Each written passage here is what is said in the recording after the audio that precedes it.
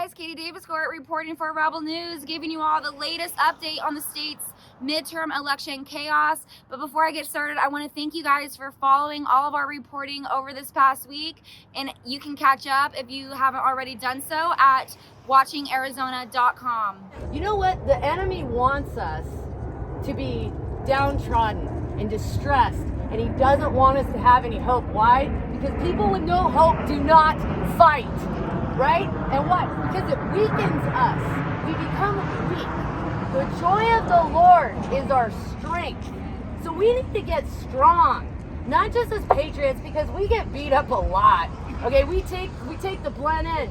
So I am glad that it's patriots that showed up today, because that's who needs to be ministered to. Okay, we need that more than anyone else. Now, on Monday night, following the latest ballot drop coming out of Maricopa County, Democrat Katie Hobbs became the Arizona governor-elect, as she is projected to defeat Republican candidate and frontrunner Kari Lake. This election, Arizonans chose solving our problems over conspiracy theories. We chose sanity over chaos. And we chose unity over division. We chose a better Arizona, and we chose democracy, the system of government that made America the best and most prosperous country in the history of the world.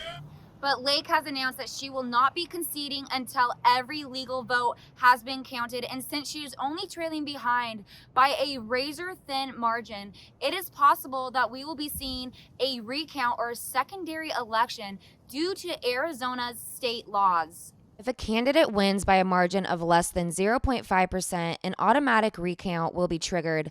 With 2% of the vote left to be tallied, Lake is trailing Hobbs by 0.68%, and Lake's campaign is encouraging voters to cure their ballots, meaning that if their ballots have yet to be counted or if it was challenged, to find out why and make sure that their vote was processed. Hi, my name is Marley, and on voting day, I got to the polls at PVCC at 7 p.m., and they denied me the right to vote and made me go home, even though there was a long line of people still waiting.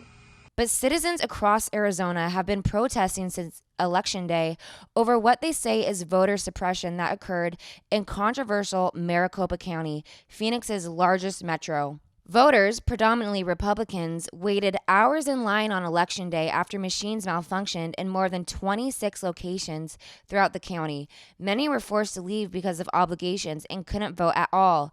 They say that they were disenfranchised and were furious when the race was called for Democrat candidate Katie Hobbs, who is also the Secretary of State that oversees elections. So what do you think of them counter-protesting? Actually, this isn't a protest. I just wanted to ask them, what do they support in this policy? They couldn't even explain to me what they support. Actually, I explained that Katie Hobbs called me and my wife over there Nazis, and she said, maybe we are Nazis. Do I look like a Nazi to you? We don't like the Nazis. Whose here are the Nazis? Who do you think? A group showed up at the Capitol in a plea for help. And Katie Hobbs, come on. That's conflict of interest.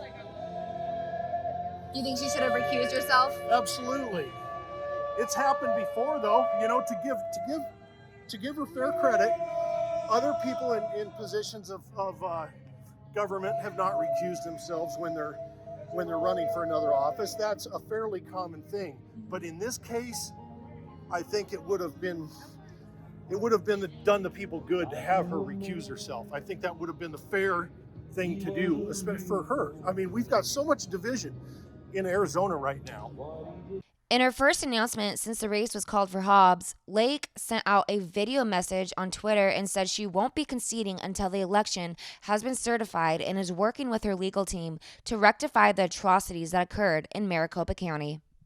What happened to Arizonans on Election Day is unforgivable. Tens of thousands of Maricopa County voters were disenfranchised. Now, I am busy here collecting evidence and data. Rest assured, I have assembled the best and brightest legal team, and we are exploring every avenue to correct the many wrongs that have been done this past week. I'm doing everything in my power to right these wrongs. My resolve to fight for you is higher than ever. Head on on over to our website, watchingarizona.com, where you can keep up with our coverage, and please consider donating even just $1 or $2 to help cover our modest travel costs.